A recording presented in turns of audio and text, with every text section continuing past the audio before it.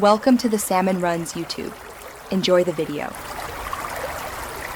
You begin by confirming prerequisites. Check iOS and available storage so updates can install. Open Settings and go to General Software Update, install any pending patches. Once done, locate your VPN credentials and server address, plus any 2FA method.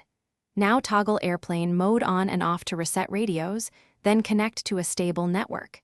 This sequence removes simple causes quickly, and it sets the stage for the configuration steps that follow without wasting time.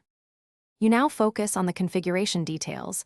Open Settings, then VPN, and tap Add VPN Configuration. Choose the VPN protocol your provider uses, ICAV2, IPsec, or L2TP because mismatched types prevent tunnels. Enter server, remote ID, username, and password exactly as provided. Paste to avoid typos. Enable Send All Traffic if required by your policy.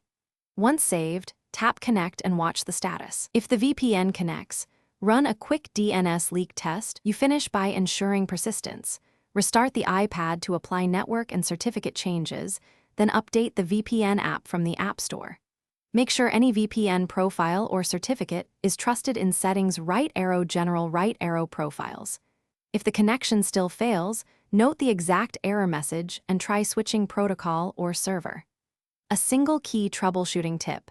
If authentication errors persist, delete and re-add the VPN profile. This forces fresh certificates and credentials and often resolves hidden corruption problems.